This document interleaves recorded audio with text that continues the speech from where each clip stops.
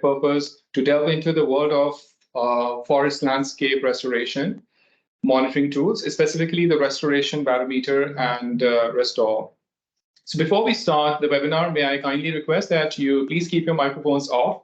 This webinar will be recorded for later viewing by those who couldn't join today. There will be a question and answer session at the end of this webinar, so please use the chat box to type in your questions. Our speakers will respond to your questions at the end of all the presentations.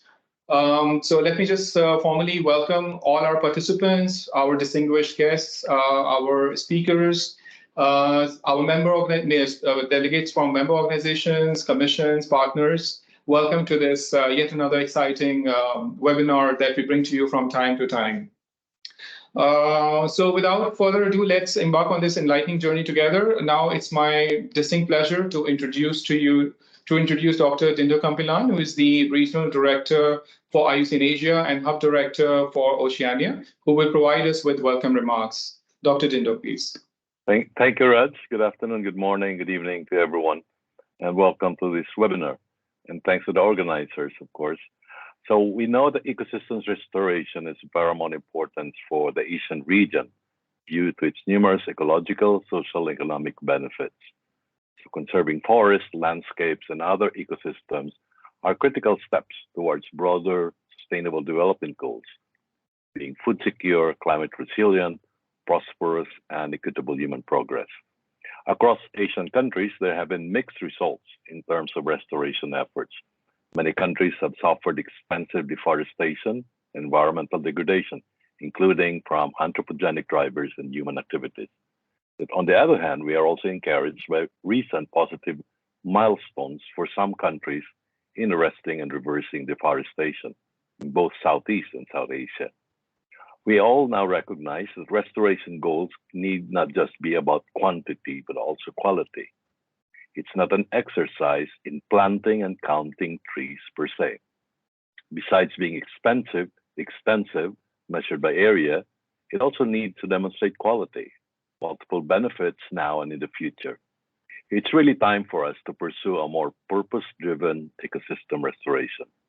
And to help reframe, reimagine, and reset this restoration agenda, IUCN has offered novel tools and approaches to inspire, to enable, and to mobilize ecosystem restoration, particularly on land, but also expanding to waters.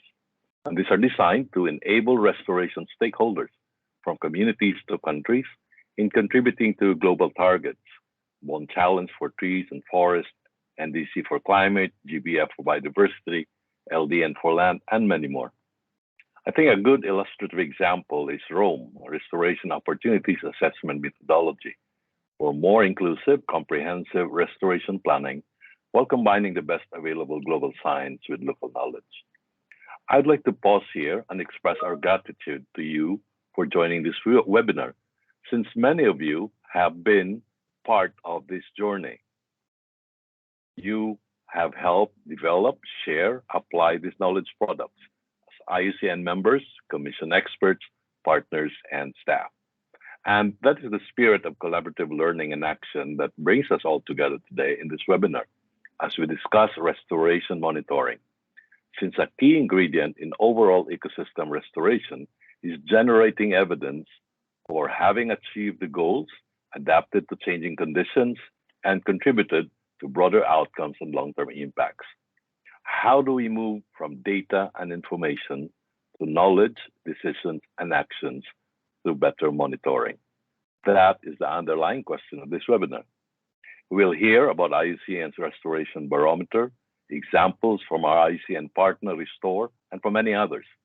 And beyond these presentations, let this webinar be an interactive space to listen to your own experiences and ideas. So let's apply the restoration goal, not only for restoring ecosystems, but also restoring or renewing our collective knowledge as a community of FLR thinkers and doers. Thank you, and have a good webinar. Thank you very much, Dr. Kampilan, for your very insightful remarks. Let me now invite Dr. Shalini Jayani, who is the Regional Vice Chair of IUCN Commission on Ecosystems Management, to say a few words, please.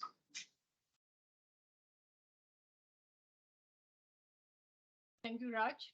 A very good afternoon to IUCN Asia office staff and all the panelists and participants who are joining this webinar on forest and landscape restoration monitoring tools from different countries in Asia, and I'm sure from other parts of the world as well. On behalf of IUCN CEM Asia Regional Network, I thank IUCN Asia office for their invitation to be part of this webinar, as well as also giving opening remarks on this very important topic. As you all know, Asia is blessed with rich biodiversity and is home to large percentage of birds, native and threatened species in high conservation value forest ecosystems. However, what we have observed in last few decades is forest losses that are in the region are at very massive scale. And these are because of agriculture intensification, urban expansion, and developmental projects aimed at meeting the growing demands of rapidly growing population. While there are some interesting and important success stories also, like the recent example coming from Bhutan, where impressive 70% forest cover increase has already made the country having net zero carbon emissions. There are also good examples of forest recovery in Asia from Nepal, which has recently enhanced its forest cover from 25 to 45% in the last almost 2.5 decades of community efforts.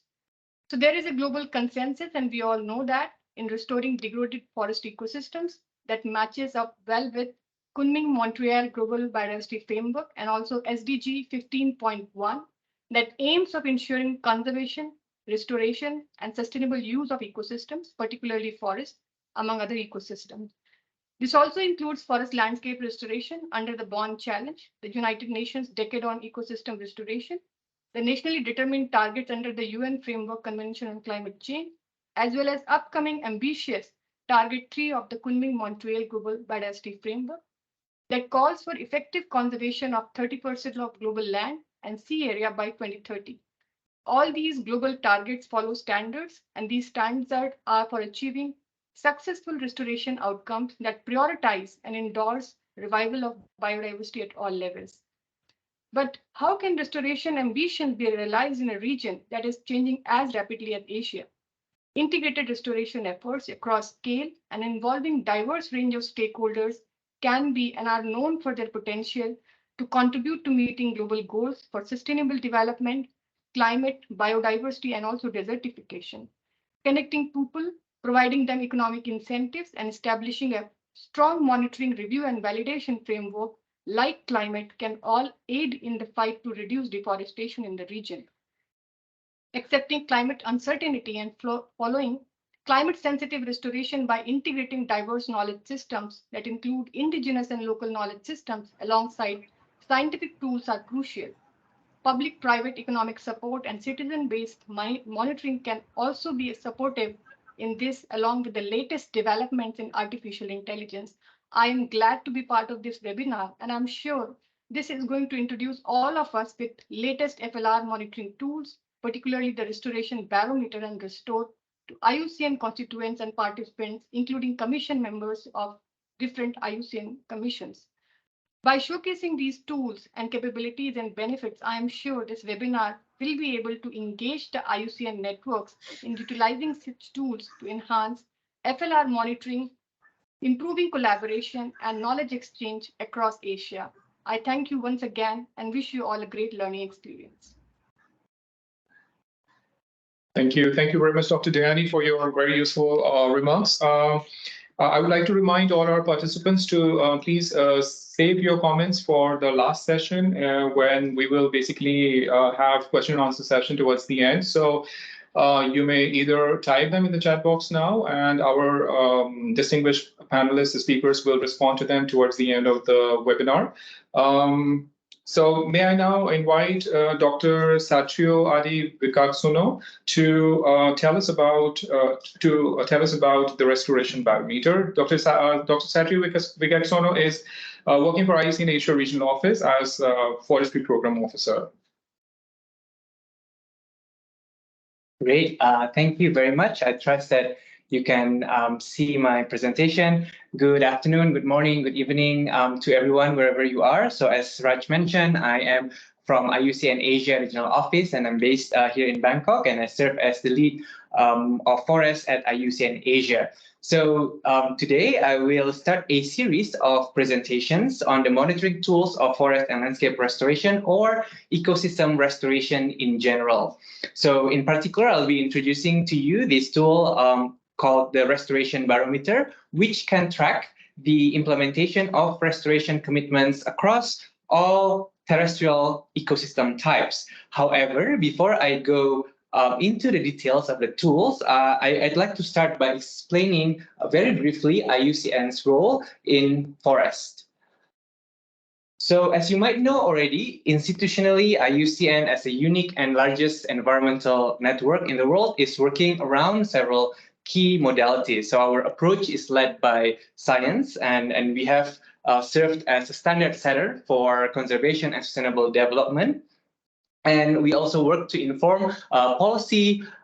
We are engaged, as Dr. Kampilan mentioned, in many of the Rio conventions. We also support conservation action in the ground, partly through multilateral financing, such as GEF and GCF. We also regularly convene experts and policy makers in the areas of forest restoration, nature conservation, and so on, and also engage in capacity building. And I think the webinar that we are having today is one example of our capacity building activities. So in forests, IUCN is employing all these modalities in order to build thriving and productive terrestrial landscapes, while at the same time advancing the rights and interests of forest communities, engaging investors, as well as implementing effective forest and land use policies. So just to give you some examples of what IUCN forest programs had done, and this was highlighted also by Dr. Shalmi Daini in her remarks. For example, we support we inspire political commitments around the Bond Challenge, which is a global goal to restore, to bring 350 million hectares of degraded and deforested landscapes into restoration by 2030. We've also developed tools and methodologies. So Dr. Dindo Kampilan has highlighted our role in developing the restoration opportunities assessment methodology, which is useful for restoration planning, and for monitoring, we have the Restoration Barometer, which we will be discussing in detail today. So these are just some examples of our tools and guidelines around FLR and ecosystem restoration, and you are more than welcome to browse our IUCN library to download all these documents.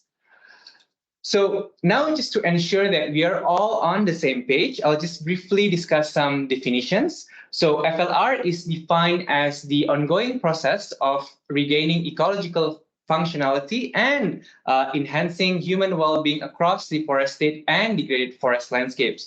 As was highlighted by Dr. Kampilan, it's not just about planting trees, it's really about landscapes, and we are talking about multiple benefits and land uses over time. And there are, of course, many FLR approaches, and I'm sure many of you are involved directly in some of these approaches, ranging from tree plantings, nature regeneration, assisted natural regeneration, agroforestry, which is very popular in our region, and so on. So FLR is part of ecosystem restoration. So now we often talk about ecosystem restoration, and in Restoration Barometer, we are designing Restoration Barometer to serve this larger umbrella framework of ecosystem restoration. It is designed as defined as preventing, halting, and reversing the degradation of ecosystems to regain their ecological functionality, and also to improve production and capacity to meet the needs of society. So in this context, we are talking about a range of restorative actions that change the human footprint across and within ecosystems. So as you're all well aware, we are in the middle of the UN Decade on Ecosystem Restoration, and IUCN is the lead of the Science Task Force of the UN Decade. And one of our roles early on in the decade is the development of these 10 principles of ecosystem restoration, which becomes the scientific basis of the UN Decade. I'm not going to read all these principles, but what I wanted you to know is that these principles of ecosystem restoration also became the basis of the Restoration Barometer tool, because we want the tool to allow governments and private sector partners to be able to measure their contribution toward the success of the UN decade. I also wanted to tell you about RITI, the Restoration Intervention Typology for Terrestrial Ecosystem, which was launched in 2021, in case you haven't heard about it. It's useful for restoration practitioners because it provides an indicative listing of key restoration interventions per ecosystem type. It is integrated into best practice guidelines for the UN decade and also aligned with IUCN ecosystem and also red list conservation action typologies. Of course, the barometer is also well aligned with RITI. So now we're going to talk about the barometer itself. It is the only tool available that tracks the implementation of restoration commitments across all terrestrial ecosystem types, from forest to farmlands and from waterways to coast. It provides evidence of restoration to biodiversity conservation, climate mitigation, and also economic growth. It has now been endorsed by more than 40 governments and provides an easy-to-use framework for users, so in this case, the governments and the private sector, to report on their restoration progress. The barometer highlights what's working and why, while also showing challenges and, importantly, providing a foundation for scaling up and increasing investments in restoration. So the barometer itself was developed and refined over time. It started in 2016 when it was first piloted in 5 countries, and it involved over 50 experts from IUCN and partner organizations. It was an iterative process, and we wanted to be sure that the tools are useful for users and the countries. So we asked questions, for example, with those countries, what information would help them to trigger new and increased investments in restoration, and how this tool can help reduce reporting burdens to global conventions. In terms of the scope, it can be used by the governments and the private sector. Currently, it has been applied in about 20 governments, and today you will hear further about its application in 2 Asian countries, one from Bangladesh and the other one from Sri Lanka. And also in partnerships with the World Economic Forum and 1T.org, the tool has also been piloted for reporting by 29 companies last year, and we are still further refining its use by the private sector. And so what are the advantages of using the barometer? So it not only informs and facilitates action, but also it provides some flexibility in how ecosystem restoration is reported. More importantly, it minimizes reporting burdens by aligning with existing tools, and also enables reporting on multiple global goals, such as those listed on the slide. So some specific benefits for the governments. I'm not going to read all these in detail, but I just wanted to highlight here that it helps countries with further planning, because this tool can help assess where and how resources should be allocated to identify necessary policies and incentives. And in terms of its advantages for the private sector, of course, there are also many benefits. So, for example, it helps to see the impact of investment or return on investment with regards to restoration, while also enabling the sharing of quantifiable progress and business leadership during the UN decade on ecosystem restoration, particularly to support the World Economic Forum's 1 trillion community, which aims to conserve, restore, and grow 1 trillion trees by 2030 by leveraging the power of the private sector.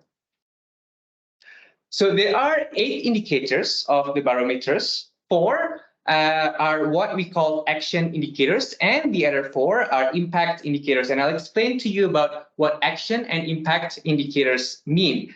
In the application of these indicators, we also use a tier system to convey the accuracy of some of the indicators ranging from low confidence to high confidence. So action indicators are sort of like process indicators. It provides an overview of the present enabling environment for restoration and shows what actions have been done to ensure successful restoration. There are 4 of them: policies and institutional arrangements, funding, technical planning, and monitoring systems. And because of time constraints, I just wanted to discuss in detail 2 of them during this webinar. First is policies and institutional arrangements. This indicator aims to illustrate how restoration is mainstreamed and prioritized in a country. So for this indicator, up to 10 relevant policies and institutional arrangements can be submitted that support restoration, of course. And this is where it's also possible to report restoration budget, hectareage target of restoration, and the actors responsible for restoration activities.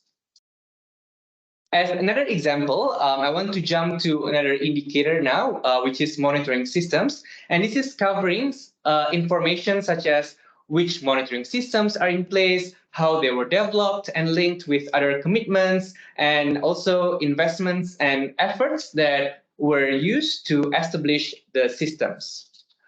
There are some reporting tools that can be easily utilized and can then be reported into the barometer. So really, we are not reinventing the wheel, but using the resources that are there available already. So these include, of course, Restor, which you will hear later during this webinar. Other tools include Collect Earth and CEPAL by FAO, and then there's this Society of Ecological Restoration Recovery Wheel, as well as Trends.earth.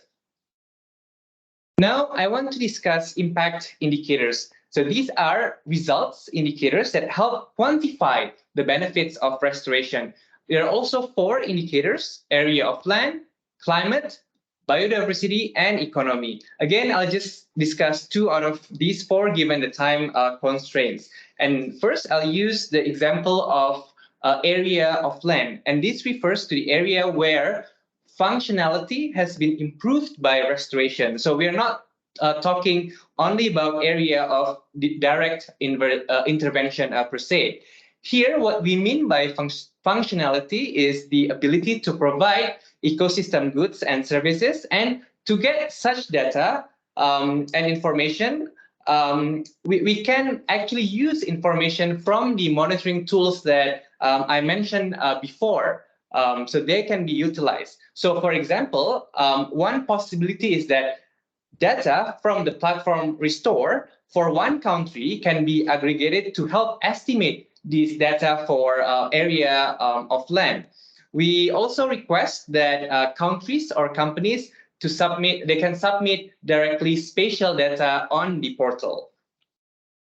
So another indicator I'd like to discuss is biodiversity, and this indicator is an opportunity to report on conservation goals that can be achieved through restoration. So we're talking about creation or enhancement of habitats, of ecological corridors, the impacts on KVAs and also protected areas. And this indicator is particularly useful because it can support the reporting to the CBD through the NB subs. Before I finish my presentation, I just wanted to share with you how the portal looks like. And this is where you can learn more about the tool. So you can go to restorationbarometer.org. If you go to the countries option, you will see options to look for countries that have reported their restoration progress using the barometer. And after you pick one country, a dashboard for that particular country appears. One example is Bangladesh, and after this, you'll hear example from the Bangladeshi government. And also, as I mentioned before, we are at the moment piloting the use of a barometer among the private sector, and this is done in partnership with the World Economic Forum 1T.org. You will see that some companies have submitted their 2022 company reports, although in the upcoming months we are revamping the dashboard that will show the reports made the private sector. So this will look different in a few months from now. And that's it. That's my presentation. I'd be happy to answer any questions that you might have later on. Thank you very much.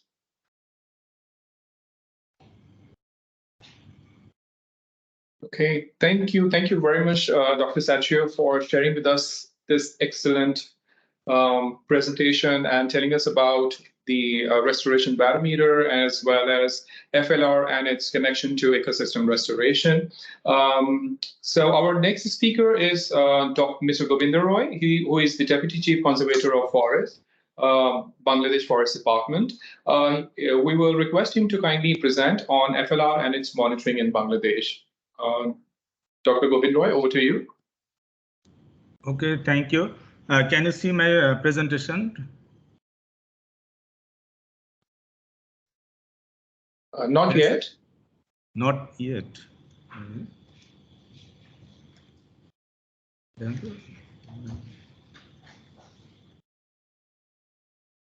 Presentation is not visible, right? No, it's not visible as yet. Okay. So on the top of your screen, you will be able to see share. If you click, yeah, now I think something is coming. Yes, now we can see. So if you can put it on slide view mode. Yes, perfect. Yes, we can see it now.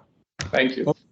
Okay, thank you. And very well, welcome from Bangladesh Forest Department and also from Sustainable Forest and Livelihood Project of Bangladesh Forest Department. Distinguished Regional Director for IUCN Asia, Dr. Dindu Kamplain, and distinguished Regional Vice Chair of IUCN Commission on Ecosystem Management, Dr. Shalini Nehani, and other participants, distinguished guests from throughout the world. Very thanks to all.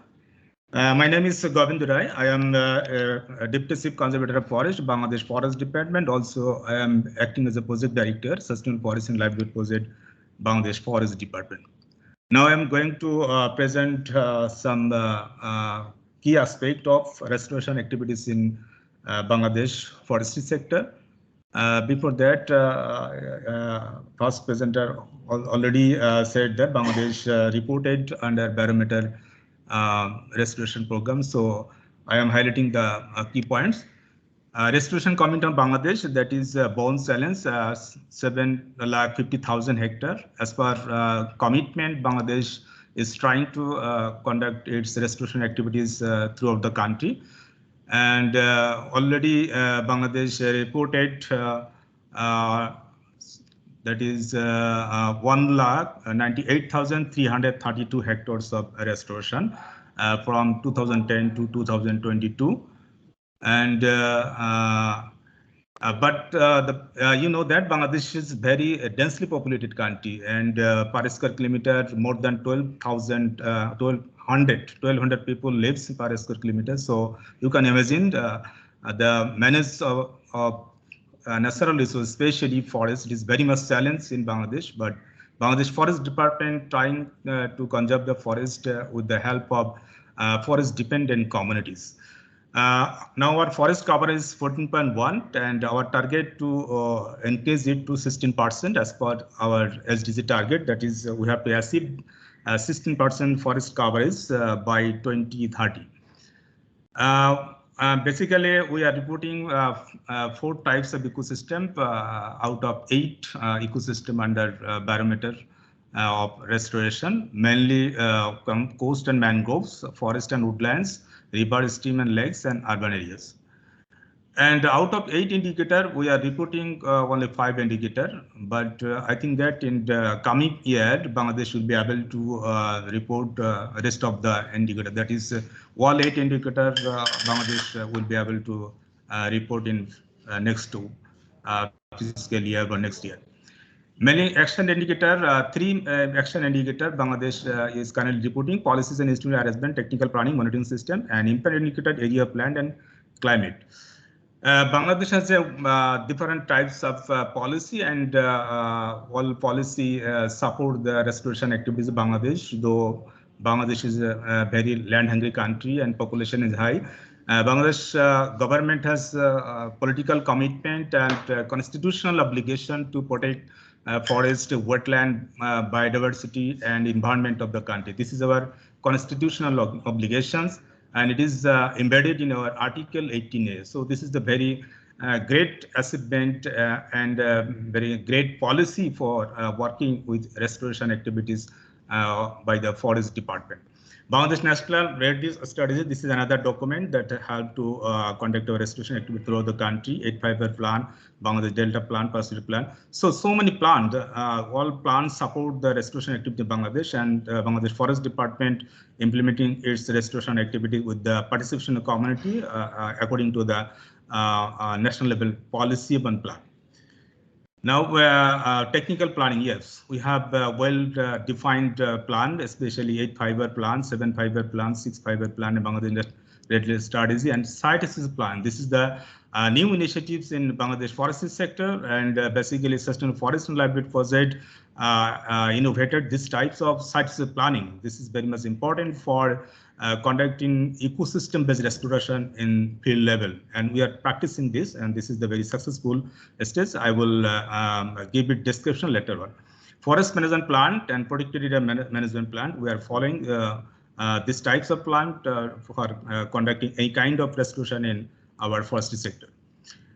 And monitoring system, Bangladesh Forest Department basically practicing monitoring system, and since 1980 through satellite-based monitoring and also satellite image-based monitoring. And we are also conducting, already we conducted first forest inventory, national forest inventory. This is very broad inventory and covers everything, I think that. And we are also planning to conduct second NFI, that is second forest inventory, that will help to track the sense of forest cover in Bangladesh, and what is the position of restoration after submitting the report to 2022. Plantation survey and monitoring, this is our world system, and Bangladesh Forest is very much renowned institution in Bangladesh, and every plantation is monitored physically and surveyed and monitored physically. ADP progress monitoring, that is annual development program-based monitoring. This monitoring is conducted and by the Honorable Minister of Ministry of Environment, Forest and Climate Change. This is very high-level monitoring system in Bangladesh, and it is monitored by month-wise. In-depth monitoring by IMED, that is Implementation Monitoring Evaluation Division.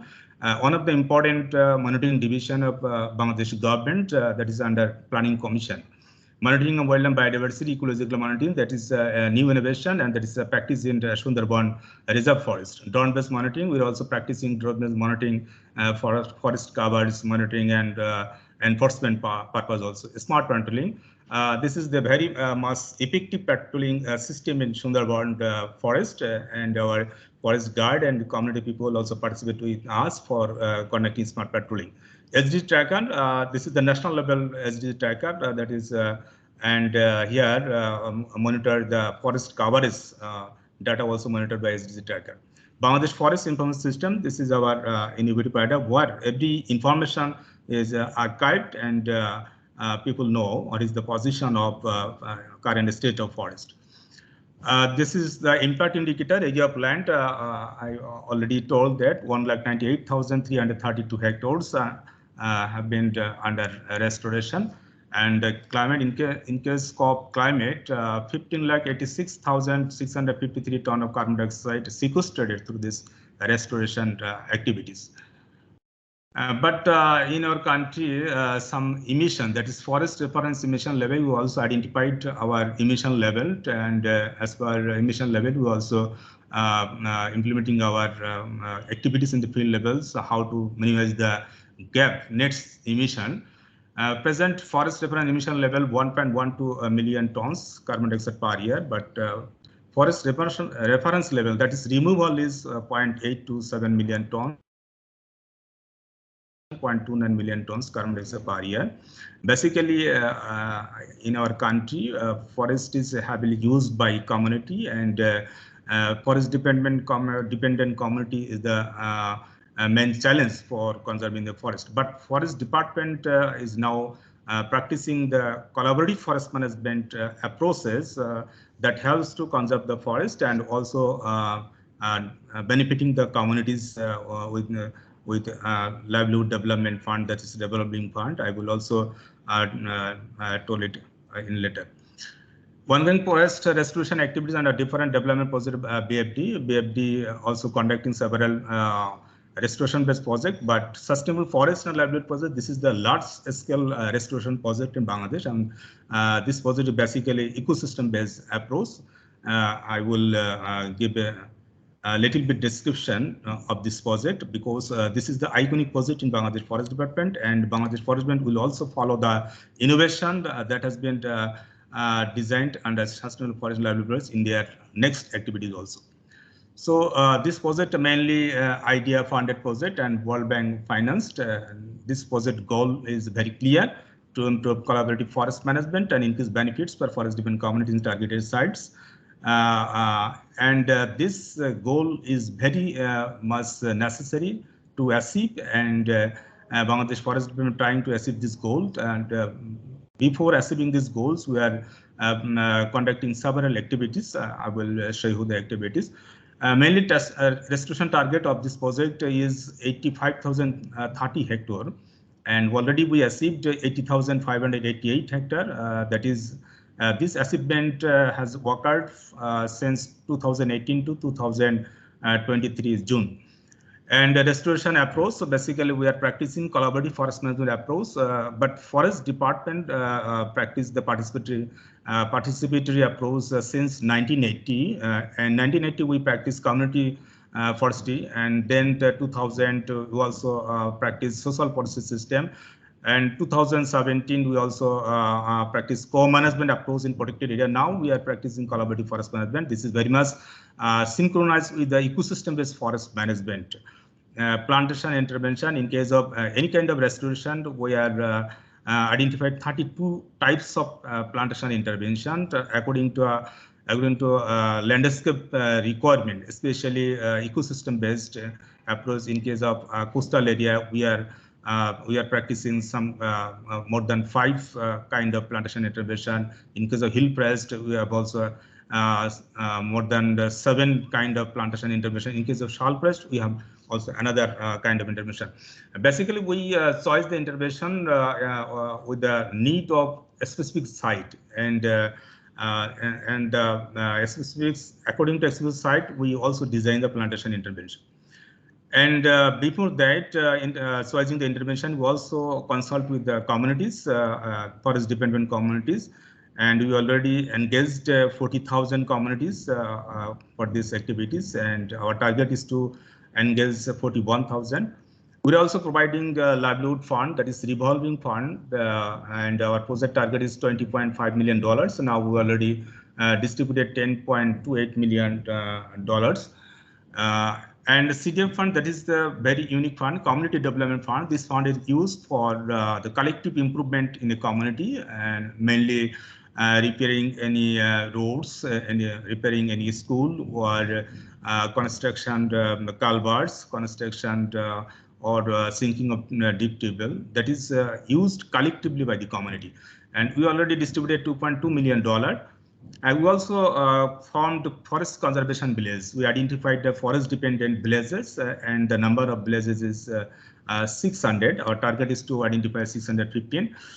And this project will also support to carbon sequestration. Our target is 33 million tons within 40 years. This project also support for employment generation.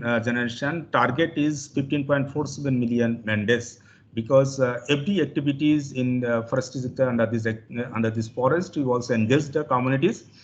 Basically, forest department communities are engaged for doing restoration activities in the field level. So community get the opportunity for income source.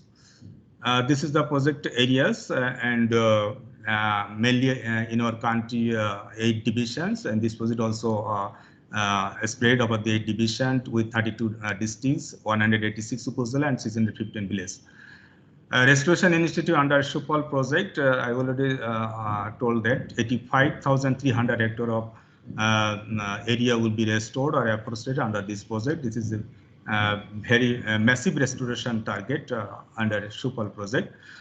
Side by side, we also restored the habitat in protected areas, and that the amount is 2,500 hectares. And we also conduct some activities per corridor, especially wildlife elephant corridor, wildlife and elephant corridor improvement, and the amount is 1,140. We also conduct the registering of 1,000 plants, and we also find out the vulnerable species, and we keep the more emphasis for the conservation of endangered, critical endangered and vulnerable species, so that our species can survive in the context of climate change and anthropological pressure also. We also identified invasive alien species in 5 protected areas, and also develop a control mechanism for eradicating invasive alien species. In our project, that is Sustainable Forest and Livelihood project, we also developed a monitoring tool, and monitoring this tool also planning and monitoring. This is called SSP, that is site specific planning. This is a very important tool for where community can give their inputs, and forest department lower level staff also can participate. Which kind of intervention is required for the restoration of degraded sites, or heavily degraded, partially degraded, or any enhancement plantation or ANR plantation. Our forest department staff and community both decide, and all information going to plantation, because that we collect every information, especially land related information, site related information, and the existing site condition of that place. So this site planning has 3 parts. Part 1 related to forest land, part B related to plantation intervention planning of that bit, and part C community consultation.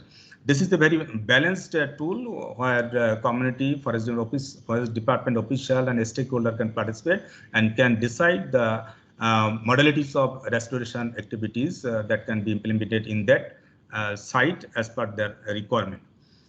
Our forest department officials also practicing this kind of SSP, though initial stage it was very challenging because it is very digital mode, and we also provided a lot of training to conduct the SSP in the field level. Now our field level staffs and beekeepers are well equipped and are well knowledgeable to conduct the SSP in field level.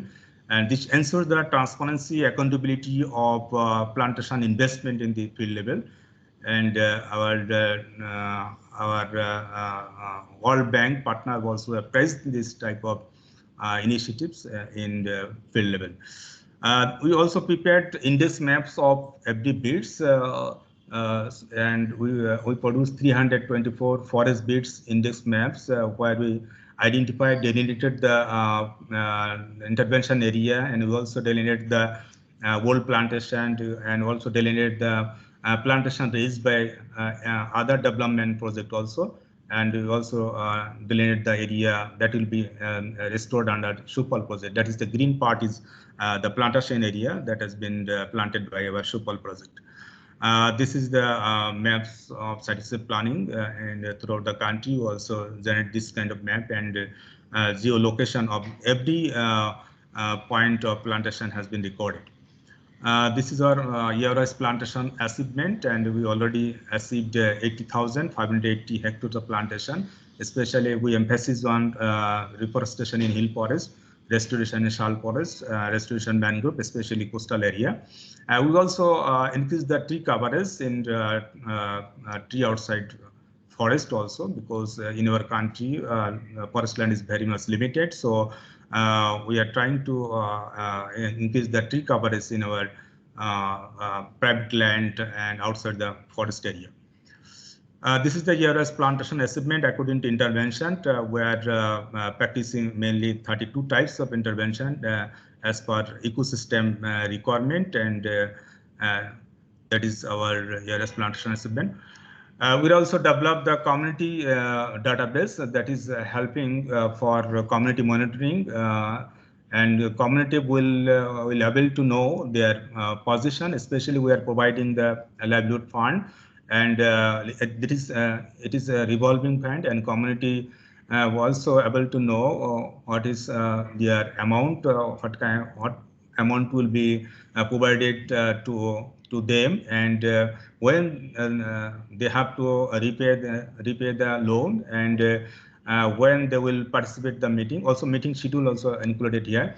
There are 6 modules, and we are also developing a mobile apps, so community can check their position, and the community can get their benefits through the collaborative forest management process. This is the real-time community database with the mobile apps. Result-based monitoring of Shupal project. Basically, we designed 15 indicator and 4 indicator project development object related, and 11 indicator intermediate result indicator. And we are also collecting data half yearly and yearly basis. And one of the firms, Shamar Consulting Firm, that is third-party monitoring team, also engaged for the monitoring of this indicator individually. We are also monitoring baseline and endline survey for monitoring and evaluation, so that we can track the impact of project and in the end of the project also. We are also conducting baseline and endline survey for social satisfaction survey, because we are implementing several types of collaborative forest management intervention, whether people is happy with us, or this type of intervention, whether makes any sense to communities, so that forest conservation can be more easy. So we are conducting these types of survey, that is baseline and endline survey for social satisfaction monitoring also. And rating is highly satisfied, satisfied, moderately satisfied, moderately unsatisfied, unsatisfied, highly unsatisfied. We are also practicing, it is our traditional method for monitoring in the field level, the plantation survey and monitoring by Forest Management Division of BFD. Our forest department has 3 management division. They are separately monitoring all kind of plantation activity in the field, and this management plan division submits a report directly to our chief conservator of forest. So this is the very one kind of independent monitoring system, and they are monitoring basically measure parameters of plantation is area, spacing, species percentage, height, setting, several percent, and quality. These types of monitoring ensure the establishment of restoration plantation in the field level. And we are also practicing on-site monitoring of forest restoration to our high officials and IMAD DG, Director General of Implementation Monitoring Evaluation Division, and also our civil administration, Deputy Commissioner, visit our project activities in field level. And lastly, I show some pictorial view that is under forest restoration activities in field level. This is the restoration activities, basically hill forest nursery picture. This is the hill forest restoration where we are practicing restoration activities. Upper part is a monoculture plantation, that is acacia or Ecoliformis. Now we are converting this type of plantation to our indigenous species, and we introduced 50 to 60 numbers of indigenous species in our ecosystem restoration. This is the very positive aspect of forest restoration in Bangladesh, and we also involve community for all kind of restoration activities in field level. This is the Shal forest restoration activities, where first activity nursery activities. We are also engaging community people. Peoples are forest dependent community, and women are highly prioritized for conducting restoration activities in the field level. As this is Shal forest restoration. Our Shal forest is situated in plainland area, and this is very much densely populated area. And Shalforest is very challenging position due to heavy pressure of population pressure. Now we are practicing the enrichment plantation, assisted natural regeneration, Shalcopis management, Shalwestern improvement with the help of community, and we are also providing alternate livelihood opportunities to communities so that community can get the alternate income and they can participate for forest conservation in field level. This is successful restoration activities in our country.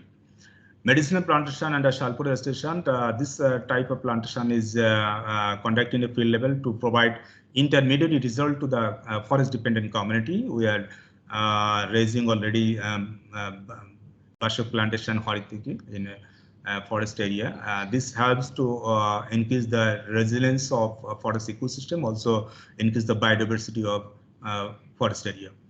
Nursery activities of coastal forest restoration. Our coastal area is very challenging area, and it is very dynamic environment in coastal area. And our practicing the restoration activities, in coastal area, especially a newly accredited shoreland. Coastal protection in newly accredited shoreland. This land is mainly raised in the mouth of Bay of Bengal. And community peoples, forest department officials, and World Bank officials also participating in the plantation activities in newly accredited shoreland. This is the community participation activities in restoration activities. We engaged 40,000 communities, and around 42% are female participant.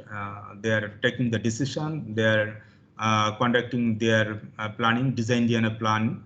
Also, this is the ethnic communities. We are also engaging, enforcing to engage the ethnic communities because most of the ethnic family live in the forest and around the forest areas. So we give more emphasis for engaging them. This is the Livelihood Development Fund Distribution Program. Our Honorable Secretary and Chief Conservator Forest also providing livelihood fund to the our selected communities in the field level. This is the livelihood program, that is alternate income activities under Livelihood Development Fund. We are also providing forest conservation based AIGs. The AIGs which is not friendly to the conservation, we are not promoting this type of energy. This agriculture based or nursery based and vegetable gardening is very much friendly to conservation of forest. We are also emphasizing for small business and cow fattening also. This type of, we are also providing some small vehicles so that dependent community get extra income source facilities. This is all about, and thank you for taking so much time. Thank you. Thank you. Thank you very much, Mr. Roy, for this very inspiring presentation. It was quite inspiring to see that in one of your projects, you've already achieved 80,000 hectares of 85,000 hectares restoration target. Since we are running behind the schedule, may I quickly request our colleague, Mr. Nalin Pereira, who is the Senior Program Officer in IUCN Bangladesh, to kindly tell us about the examples from Sri Lanka. Unfortunately, we had invited Mr. Nishanta Edrisinghe, who is the Additional Conservator General of Forest from the government of from the Sri Lanka Department of Forest Conservation, but due to his prior commitments, he couldn't make it. So I'm requesting Nalin to kindly present on behalf of Sri Lanka. And Nalin, if you could kindly keep your presentation short, that'd be great. Thank you. Over to you, Nalin.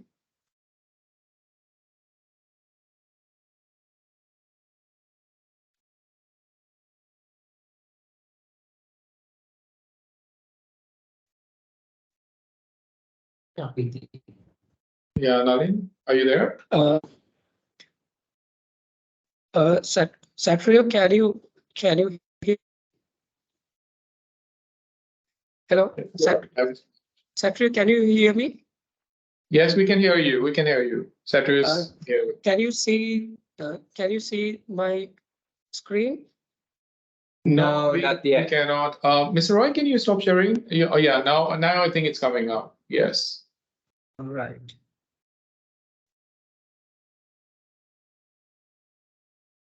We cannot still see. Yeah, now it's there. Yes, please go ahead. Right. Thank you, Satrio and Raj, for inviting Sri Lanka to present our progress related to the forest landscape restoration and barometer bond challenge, barometer database. So I am doing this presentation on behalf of Forest Department. So Additional Conservator General, with the blessing of Additional Conservator General, Mr. Nishant Edrisinghe, he is busy with today with another important meeting. So anyway, this is not the point of view of Forest Department. I am doing the point of view of IUCN. Last 35 years, IUCN working with the Forest Department in forest restoration and capacity building, so on. So I think we can do the presentation behalf of Forest Department. So I'm not taking much time. This is just a quick overview in Sri Lanka related to the FLR and burn challenge database. So in 2017, Sri Lanka pledged 200,000 hectares to restore under the burn challenge pledge. And Forest Department is the key government agency who is responsible for the restoration as well as the burn challenge pledge. And though we started in 2017 in burn challenge pledge, Forest Department is practicing forest restoration and landscape restoration more than 50 years. Forest Department is one of the oldest department in the country as well as Asia for the forest restoration. So, but in 2017, with this government pledge, Forest Department working with the other stakeholders in order to do the FLR and forest restoration. In 2018, Sri Lanka got funding from Burn Challenge Barometer project to develop the restoration database. So I am quickly going to present some finding of this project and FLR. So anyway, Sri Lanka is doing restoration for more than 5 decades, but FLR concept was new to the Sri Lanka. So, but with this project, 2018, we were able to introduce the FLR concept to the Sri Lanka with the blessing of Forest Department. And after that, we got another funding from IUFRO, International Union for Forest Research Organization, to train 300 plus Forest Department officers on FLR implementation. Now we have more than 300 officers on FLR. You can see some pictures related to this FLR introduction and also FLR training session by the Forest Department officers. With this initiative, so when we start the Burn Challenge Barometer, we realized that we didn't have a database, so the tracking system to collect the information related to the restoration. So we were able to introduce barometer calculator and barometer database to the Forest Department to monitor the restoration. So, and also very importantly, this tool supported to identify the national and regional restoration gaps. So with that, we were able to develop the map with this help of this barometer database project. So this Sri Lanka map with the red areas show the possible restoration areas in Sri Lanka. So this map developed by the IUCN and all with the Forest Department. So anyone want to do the restoration, just need to click this database, then it will show the restoration opportunities, type of restoration, so on. So in develop this restoration database, we collected data from several sources. Main source was the Forest Department, and also IUCN worked with the Forest Department to collect other sector data. For example, private sector and other national agencies data. And also IUCN worked with the NGOs and civil society to collect data. Based on that, we were able to collect the restoration data related to the period related to the 2014 to 2020. So this is a Sri Lankan context. So our pledge was 200,000 hectares, but up to 2020, we were able to restore only 9,700 hectares, but now in between, we don't know, we haven't collected the data in between 22 to 2023. So with that, we realized that we need to come with the good approach to restore, to achieve the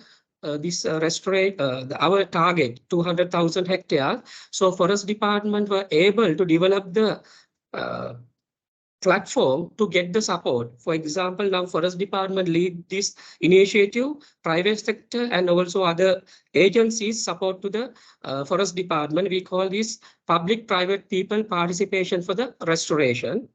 So with that, we were able to conduct, Forest Department able to conduct a national workshop with the Honorable Minister to request, especially private sector, to invest the restoration. This was happened in 2019. With that, several private sector agencies are now investing with the Forest Department and without Forest Department to restore degraded area. So with that, we were able to popularize the FLR concept in Sri Lanka through the newsletters and even national printed and electronic media. So these are some of the publications related to the FLR concept. With that, many agencies, technical and non-technical agencies, as well as public sector people, community members, now engaging restoration. Sometimes it's went to the they are doing with the bad practices. So we were developed two guidelines, one for the forest restoration and also the mangrove restoration, to show the best practices restoration with science. So with that, I would at last I would like to share some lesson that we learned from this process. So barometer project, it's not just collecting restoration data in point of view of Sri Lankan restoration. It's a catalyzer, because we know what is really happening on the ground is really small when we compare to the commitment. So the project itself catalyzed the government, private sector and civil society in order to get their support to the restoration. That's the main lesson that we learned. And also this project help to entry point to the national agenda to the restoration. So we were able to work with all the stakeholders, and also with this huge restoration gap, IUCN as well as other agencies, Forest Department now actively engage with the donors, big donors like Jeff, GCF, and also local and international level companies to match this gap. Actually, what I want to highlight, Barometer project was an influencer in order to get everyone's support to forest restoration. So this is the small lesson learned that I would like to share, but I'm not taking much time.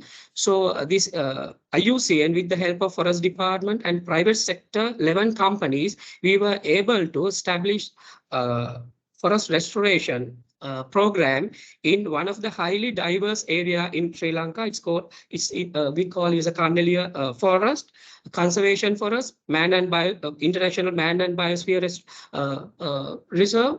And Forest Department, there are some degraded land in this area. Forest Department tried last 40 years to restore this degraded site, but they were unable to do this because of the lack of funding and lack of resources. With this participation, we were able to restore this area with the best practices. The pictures on your right side show how we achieve this progress. So this is one of the good best practices, and we are now showcasing the case study to the Sri Lankan community, how we have to develop and restore the degraded high diversity forests. Like that, now this is in the wet zone of the country. Now we are doing restoration in mangrove areas with the science, and also dry part of the country. With that, we are engaging with the many stakeholders when it comes to the FLR and forest restoration. So last, I would like to share some of the challenges that we face during this FLR process, as well as data gathering for the barometer database. First one is a lack of national system to quality assure and obtain the field level restoration data. So when we develop this database, we realized that even the Forest Department didn't have a mechanism to collect restoration data. Now we have set the database and mechanism to collect the field level data. Then again, weak field level capacity to track and especially land related data, and also lack of the collaboration among the authorities. Although Forest Department is the key agency for the restoration, the land when it comes to Sri Lankan system, lands are with the different ministries, for example, plantation and even environment ministry and also other departments. So we realized that there's a lack of collaboration to the restoration. So that was one of the challenges, and also the COVID and subsequent economic crisis impact to this project as restoration as well as restoration data collection. It was a challenge that we faced during this process, and also insufficient international support in point of view of technical support and also resources. So those are the main challenge that we experienced during this. But IUCN as well as other local partners closely work with the IUCN government member forest department and also state member Ministry of Environment to fill this gap. We have a huge gap between our pledge to 200,000 hectares and what's really happening on the ground. But we are working with the government and other stakeholders fill this gap. With that comment, I would like to conclude my presentation. It's over to Satrio. Okay, great. Thank you very much, Nalin. For managing to contain this presentation within time. Excellent.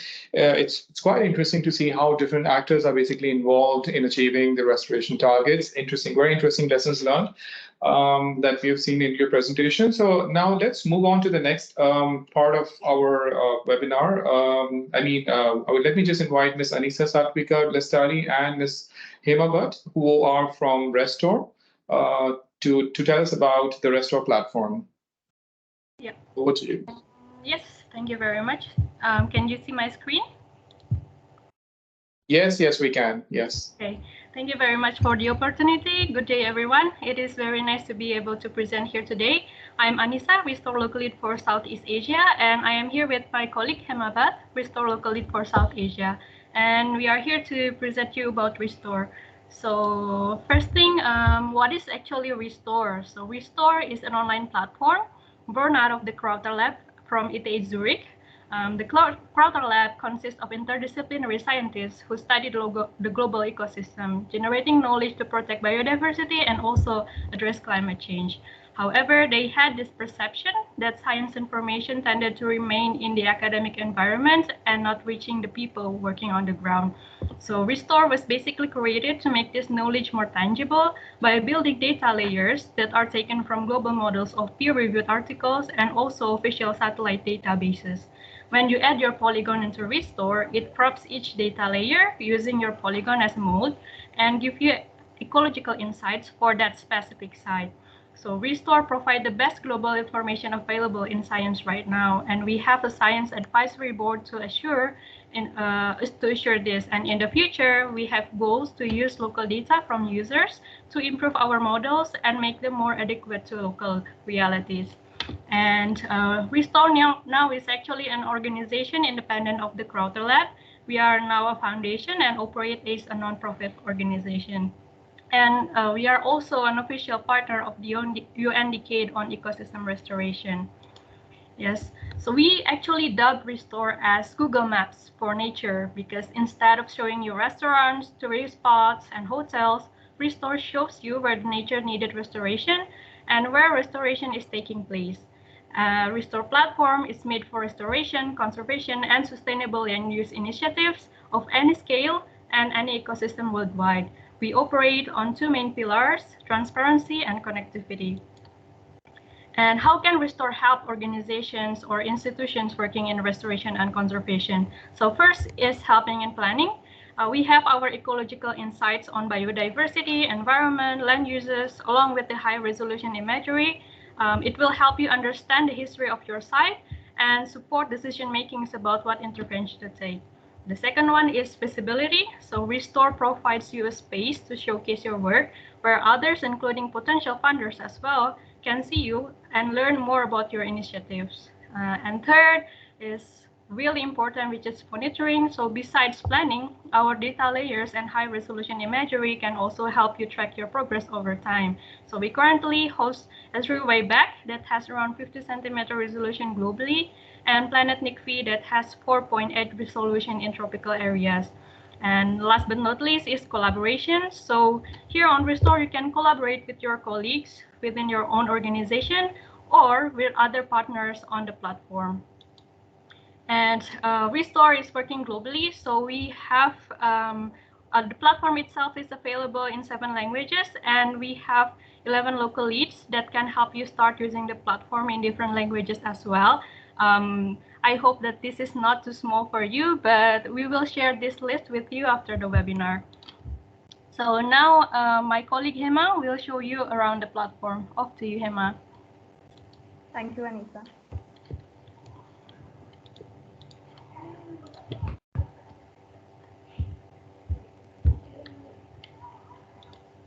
Just to confirm, my screen is visible. Yes, very much so. Yeah, hello everyone. This is Hema from India, and I'm the local lead for South Asia at Restore. So now I'm going to present you all about the platform of Restore. Here, I'm going to show you different features of Restore, how you can use Restore for planning purposes and for monitoring purposes of your restoration and conservation work. So as you type restore.eco on your internet browser, you will head up to our landing page of Restore platform, and this is how Restore looks like. Here you can see a global map with different yellow pin drops. So what this yellow pin drops mean? So all these yellow pin drops are the restoration, conservation, or sustainable land use practice project that are published by different implementers around the world. And if you are interested in making your project visible among these different numbers, then you can also make it very easily, because Restore is free and you can publish your project on Restore anytime from anywhere.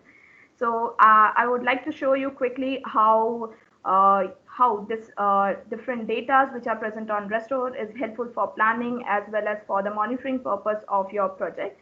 So Restore hosts different data layers. So here you can see different data layers, which will help you to understand the distribution of different data around the world. Let me show you one of the data, that is ISDUI land cover. So as you click to this, you will get to know that how the land cover has been distributed around the world.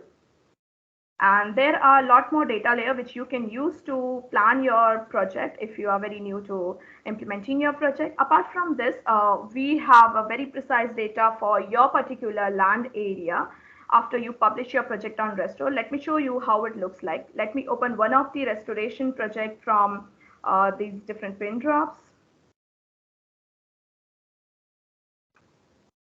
So this is the search option through which you can search any of your sites. So I'm just picking up one of my favorite sites. So this is how the site profile of any project looks like on Restore. You just have to draw your boundaries of the project on Restore platform. It's very simple.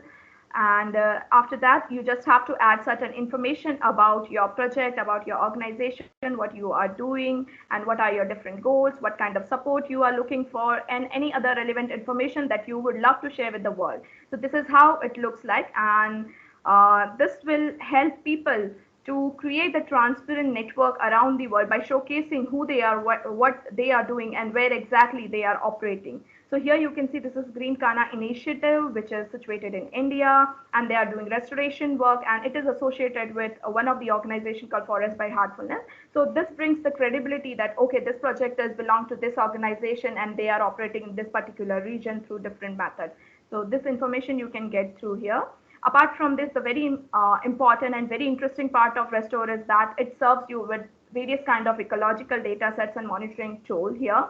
So let me show you one of the monitoring tool, that is time lapse. So as you click on the time lapse, you will head up to this kind of page, and you will see here that we provide two different kind of satellite imagery, as Anisha mentioned. One is the ISDUI Wayback, one is the Planet NICFI. You can select based on your interest, and here you can see how the things were changing from time to time. Here, this is the land cover area of 2010, and now you can see over the time how it has changed. And in now 2022, it is completely a lush green area with different water bodies. and different green cover areas. So this is quite helpful in showcasing how much progress you have done so far, and also for monitoring various other projects. Suppose if you are interested in looking into someone's project area, how much progress they have done so far and what kind of situation was there in the past, then you can use our time lapse option very easily to showcase your different things. Apart from this, you can also able to see other ecological insight like the biodiversity, which will help you to plan your project in a better way. You will understand how the species richness is distributed in your particular region, which kind of herbs, shrubs, and trees are suitable for your particular region, and what kind of ecoregion biome is this which your project lies.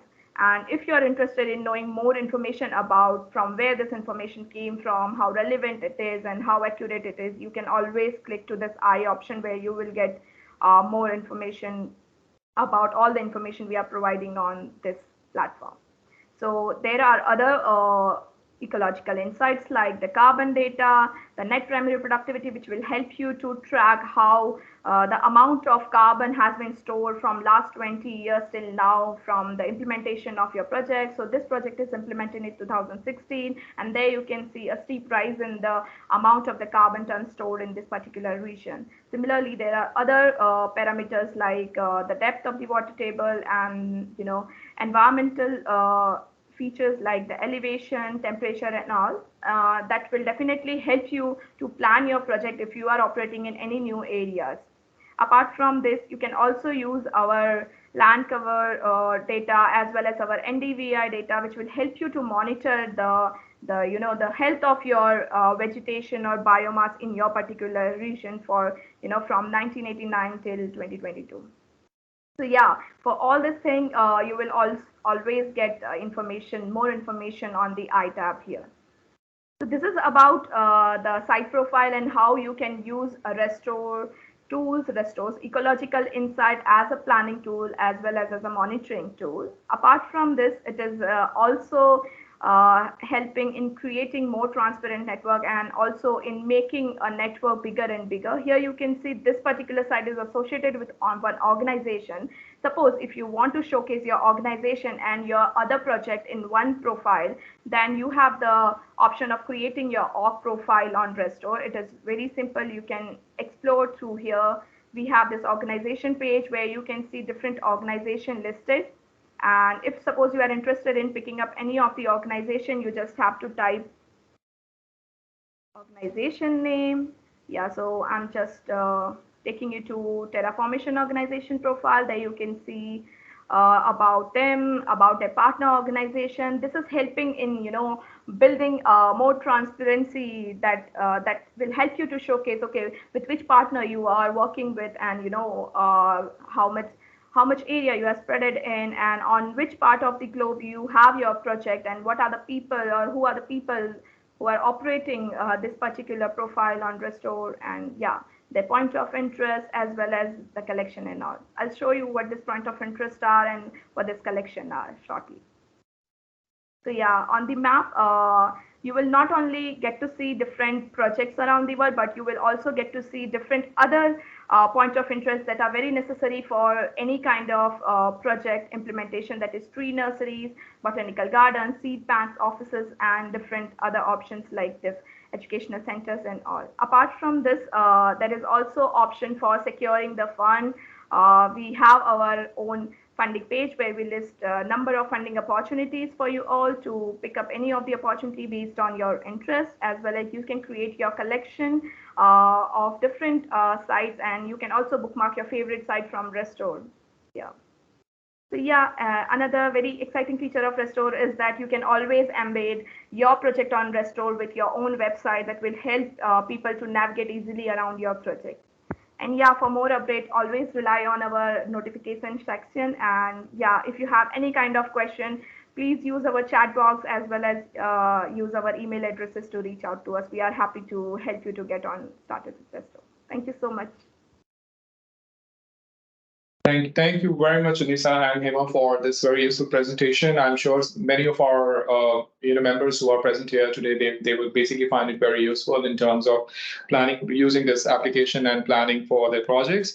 Let me now invite Ms. Natasha Hunt, who is the Forest Intelligence Coordinator from the WWF Greater Mekong, to tell us about this application of Restor at the landscape scale. Ms. Natasha, over to you, please. Great, thank you so much. I'm just going to share my screen right now.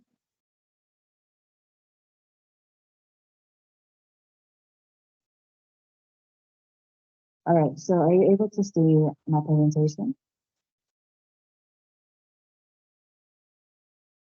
Yes, okay, great. So thank you very much.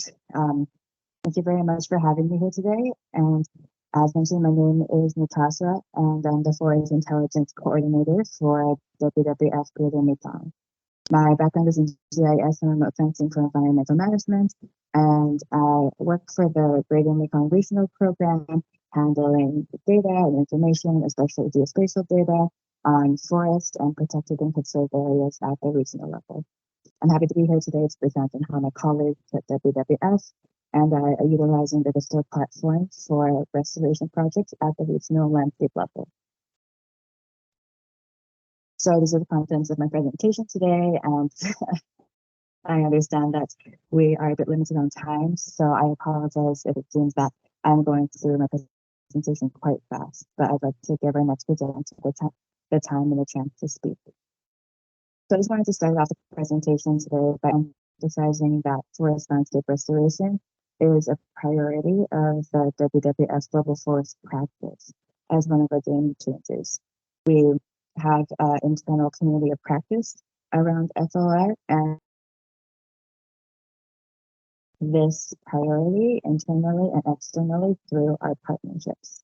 So WWF is currently engaged with several partners on improving the quality and quantity of FLR projects at a global level. So this includes the GPFLR, Killing Trees, the UN Decade and Ecosystem Restoration, as well as Restore. So Restore has, WWF has been in an actively engaging strategic partnership with Restore since 2021. And they have partnered together to work towards achieving the vision of the UN Decade on Ecosystem Restoration. Currently, the partnership includes 29 WWF country offices, 18 WWF project collections, as well as 3 target geographies. So FLR in Latin America and Africa, where we were piloting a landscape monitoring framework, as well as FLR in Asia. And so that's where I and my team have come in. So I'd like to just give a very brief idea of the kinds of projects that WWF Greater Mekong officers use Restore for. So here's an example from Thailand for one of our FLR projects that help farmers turn their agricultural operations into agricultural systems that help to restore the environment by stopping the destruction of topsoil. Farmers learn how to grow trees, vegetables, and herbs in a mix system that helps to replenish the soil. And these kinds of systems also improve ecosystem functions such as carbon sequestration and water retention. So in this way, this project helps to both restore the environment as well empower farmers, local farmers in Thailand and their communities. Here's another example of an FLR project in Laos. So this project is called the Community-Based Forest Restoration and Management for Livelihoods Program, which targets villages in Laos that contain degraded forests in and around a priority national protected area. So the activities under this project are more specifically related to assisted natural regeneration. And through this program, they try to incorporate an inclusive approach that embraces natural forest restoration and supports climate livelihoods. So the Restore platform platform is used by these projects for FLI monitoring, as well as organizing multiple sites under individual projects, which also allows the project managers and users to access and utilize the information coming out of the store. So next, I'd like to really quickly run through some benefits specifically for regional and landscape level applications. So Restore provides a free of charge platform that enables the centralization of data, especially geospatial data, within one platform made especially for restoration projects. So at the regional and landscape level, this allows for management of multiple sites and also enables multiple users to be able to access these sites with varying levels of control over the data. Through the Restore platform, this can support integrated data management at broad scales, which helps to support streamlined monitoring and evaluation at the landscape and the regional level, as well as simplifying the process of monitoring and evaluation through enabling users to compare data before and after. Finally, another benefit of Restore is that it's able to harness the power of geospatial data analytics and makes it accessible. This is especially for non-technical users who may not have the skills or capacity to be able to perform the level of data analytics as needed in their monitoring and reporting. At the landscape level, this can support saving on costs of monitoring and reporting. So finally, I'd like to just finish off my presentation by outlining a couple of upcoming opportunities in the Greater Mekong region for Restore and WWF. So from the WWF side, project managers have expressed interest in implementing Restore as part of their restoration monitoring in new projects. So through the addition of projects and project sites, this increases WWF's network, restoration network, as well as exposure through the Restore platform. In addition to adding new projects, there are opportunities to onboard additional users as well as in different country offices, as well as priority landscapes and the landscape teams. So we've already received interest from other staff who would like to integrate Restore into current projects. And through the Restore, through onboarding additional users onto the Restore platform, this can help to foster a more collaborative approach to project management and monitoring, as well as scalability of monitoring frameworks through the Restore platform. And a final point for the priority landscape teams, they are able to have their own collections independent of country offices. Wonderful. Thank you very much to IUCN and Restore for the opportunity to present today on the applications of Restore at the landscape level. And thank you to everyone else for listening to my presentation today. Thank you. Thank you very much, Ms. Han, for this very comprehensive presentation. We really appreciate that, WWS as being one of the members of IUCN is doing such an exemplary work in this area. Thank you once again. So may I now invite our next speaker, Ms. Emi Primadona, who is the project coordinator Indonesian Conservation Community, which is called KKIORC. Over to you, Ms. Primadona. Thank you very much. Okay, good afternoon, everybody. Let me introduce myself. My name is Emi Primadona. We are based in Jambi. Here, I would like to share information how we are developing the project mainstreaming CBFM, community-based forest management for mitigation and adaptations for climate change. Next. Next. Okay, this is Warsi based in Sumatra. We work in several provinces like in Sumatra, Kalimantan, and Sumatra and Kalimantan. We have established in 1991. It's more than 30 years from now. The focus issue is how to facilitate the local community who live in around the forest to get recognitions of their right over the resources. Next. To do that, WARSI have a collaborations with the governments to pursue social forestry scheme, or CBFM, community-based forest management, where the local community who live in the forest can apply for the social forestry, and the Ministry of Environment and Forestry can grant it them for the social forestry scheme for 35 years, and it can be extended another 35 years. So the issue is how actually the forest can give benefit to the local community, both ecology and for the economics. So Warsi working in this kind of province like West Sumatra, Jambi, Bengkulu, North Kalimantan, and South Kalimantan. Next. So how is the portrait of the forest in Indonesia?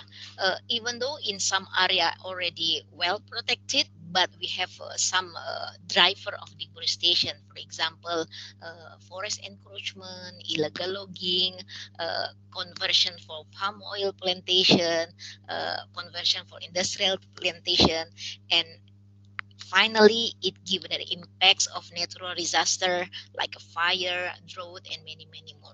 Next. So this is one of the examples. There are 5 village forests already get a permit from the governments. But from this kind of the maps, we can see that this area, the social forestry schemes, already has been, get so many threat. The blue color is industrial plantation. The dark green color is like a palm oil, and some squares is a coal mining. So we can see that the number of protected forests, meaning rainforest in Indonesia, is very under the threat because of the development, because of the industrializations in this area. Next. So that things is the issue of social is the area of a community forestry. By having fact that we are under threatened with the many illegal logging, encroachment in industrial and forest conversion. So Warsi testing the model community PES project, community payment for ecosystem services project. The idea is as a medium of campaign and communication to various stakeholders, that when the local community get recognitions of their right, they can be responsible or they can protect the forest sustainably. But we need the evidence to do that. That's the idea of this project. Next.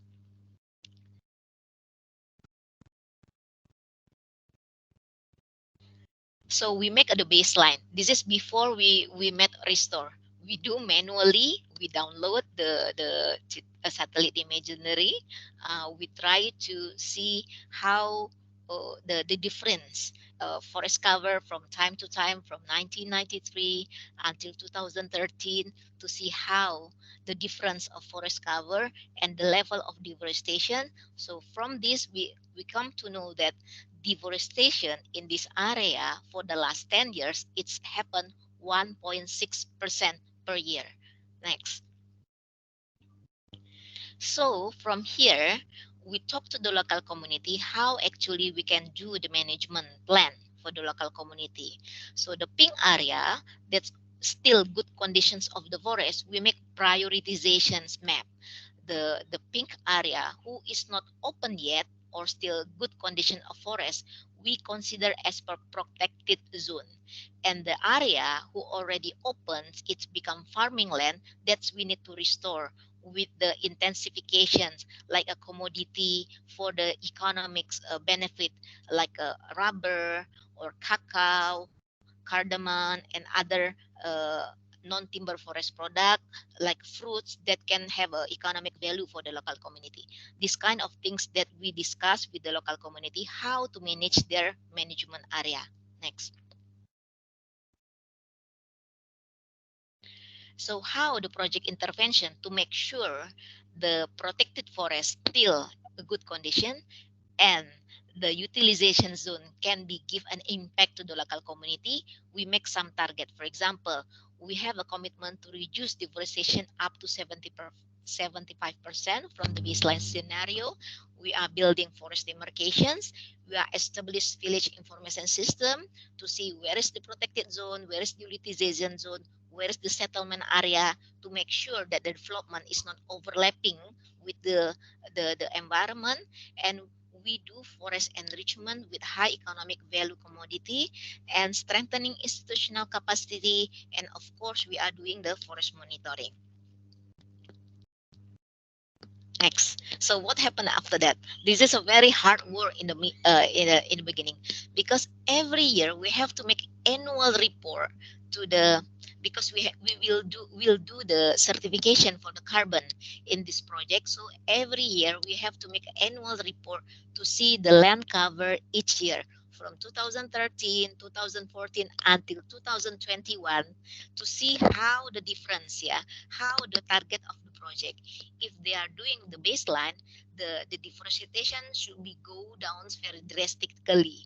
So with the commitment, it will be a little bit layered down, but with the project intervention from 2013 until 2018, there is no deforestation occur in the area. However, in 2019, there is a forest fire, so it goes down a little bit, but after 2019 forward, it's remain steady. This is kind of the illustrations of how we works with the local community to avoid deforestation in the social forestry area. So in 2021, we get to know, 2022, sorry, we know the Restore platform. So how actually the idea of the all technical things about maps is not very difficult for just a common people, for just a local community who doesn't know anything about the technical things. So this is the examples how Warsi upload the data in the Restore application. So this is the information about our project, Hutan Desa Village Forest in Lemonakai. We give some information about these sites, what is the goals of this project, what is the target of this project, and what kind of we need support of this project. For example, we need a promotion, we need a technical support, we need a financial support, and many things we upload in that area. And also we upload some media communications, photos, to to give evidence what is in the forest actually, what are in the village actually. So the good things also, by using this Restore platform, we get a very comprehensive ecological insight. For example, the biodiversity. Yeah, the biodiversity. This is give a very rapid assessment. What happened in this area? How many and what kind of species is there? How many amphibian is there? How many mammal is there? It's very very rapid and comprehensive, this information. And also we can see the carbon, number of carbon here. Yeah, how much is carbon, the total of number above the grounds, and the soil itself. And from times to times, it can see very easily in the graphic, something like that. So how about the land cover also? Please go to the land cover. Yeah, in the land cover, with the total of 1,025 hectare, actually we can see that the trees is there, the condition is very good. It mentioned 98% something, the trees is there. So this is very clear saying that the conditions of the forest is still good. And also we can get information how many trees covered lost by years. This is very useful for us. We use this platform as our report, as a media campaign to the stakeholders, as a media communication with our stakeholders, our donor, and our community, as a reflection to their area, what happened in the area, what they can see in this area, that the things we use to the Restore. Maybe we can come back to the slide.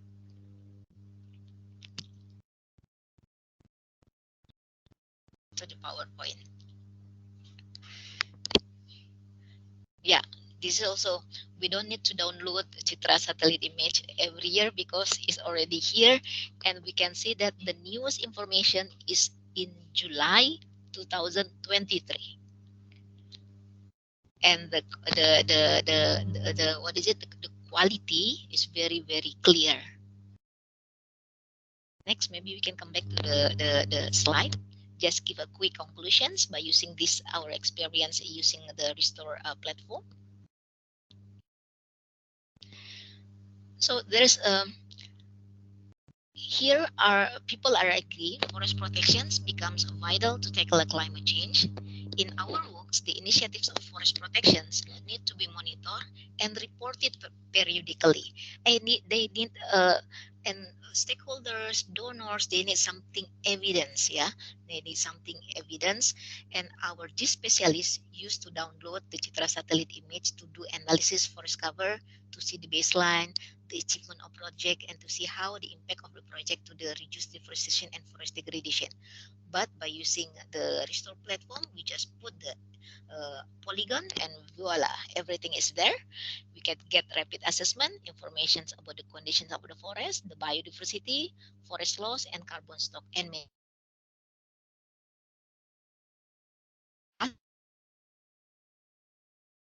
to the stakeholders that we need to discuss more about this. I think that's all for today, and thank you very much, and we come back to the moderator. Okay, thank you very much, Ms. Primadonna. That was very useful presentation. And with this, we've actually come to an end of all these presentations from our speakers. Since we do not have too much time for the Q&A session, I would still like one of our panelists to kindly respond to a question from our participant, which is, I mean, maybe I should just read that question. And the person's basically asking that he would like to know your thoughts on how funding through the carbon biodiversity market can be best channeled into well-monitored and scientifically conducted restoration projects. So, Ms. Primadonna, would it be possible for you to respond to this question? Yeah, here, the issue of Paris Agreement, the issue of carbon market. So people try to measure how the effectivity of the project, the intervention of project, and calculate it into how actually this kind of initiative can produce the carbon stock, enhance the carbon stock. It's also including the scheme of RED Plus and also the issue of restoration, that the things. So I believe by using the Restore application, we can use as a platform, as a information reporting periodically to the donor, and also to as our documentations, yeah, to our project PDD, project design document, and also for our annual report. I think that's all about that. Thank you very much, Ms. Primadonna. Maybe I should also ask Mr. Roy if he could also share his opinion on the same question. Which question, please? So basically, so the person is basically asking that he would like to know your thoughts on how funding through the carbon biodiversity market can be best channeled into well-monitored and scientifically conducted restoration projects. Thank you. I think that for getting the fund from carbon market, we have to maintain the robust monitoring system and transparency and accountability of our restoration activities. That is, Forest Department is going to maintain this kind of transparency, accountability in our restoration activity, and we also develop statistical planning where the initial information will be stored, and any donor agency or who are interested to invest carbon credit, they will able to know what is the initial stage, and after restoration, we will also further monitoring the state of forest. That is, we are also going to planning the inventory, detailed inventory, and also satellite-based forest cover monitoring. So if we develop the robust monitoring system, then it is easy to harness the opportunity of carbon market through biodiversity conservation. Thank you. Thank you very much, Mr. Roy. Very well said. And there's another question also, which is directed to you, and the person is basically asking that they would like to seek your views on how the tree species were selected for plantation as a strategy to reduce risk associated with exotic invasive species from outside and meet FLR objectives.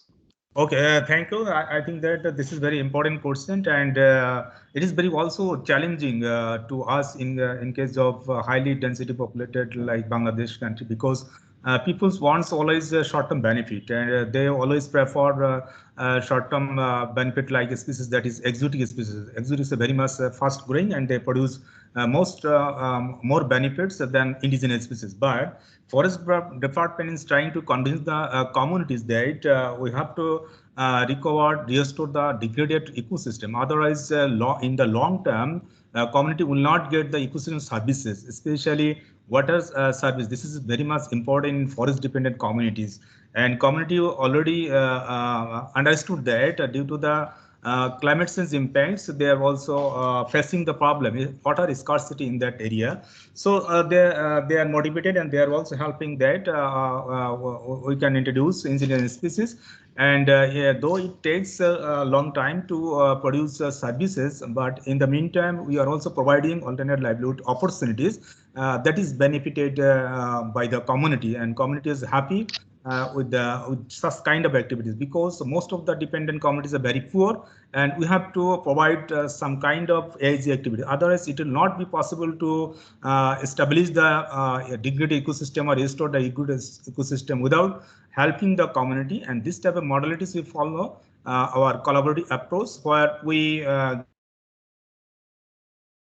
it is a species in that degraded ecosystem, and also we provide the alternate livelihood opportunities so that their dependency on forest can reduce, and they can provide more support to the conservation of indigenous species in that plantation. So this is our strategy, and we also convince them that invasive species, it is very much harmful for indigenous species, and also the exotic species, which is fast growing, but it is very harmful for the long-term sustainability of ecosystem services in that area. So people are motivated, and because they are getting the alternate livelihood opportunities, they are supporting the conservation of forest, and they are also facing the climate change impacts, and so they want to conserve the forest ultimately.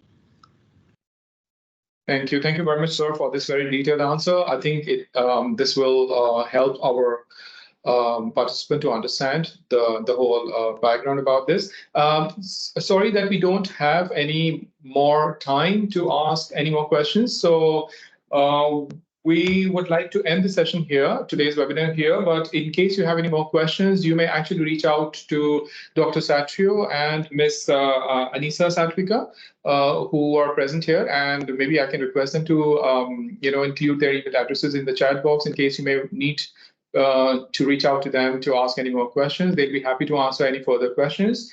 And with this, I would like to thank all our panelists and speakers for their kind presence and for making all these useful interventions during the webinar. And I would also like to thank all our participants, our members, commissions, partners, whoever is present today in today's webinar. Thank you very much for your kind presence, and we look forward to having yet another exciting webinar very soon. Thank you very much. Have a very good day.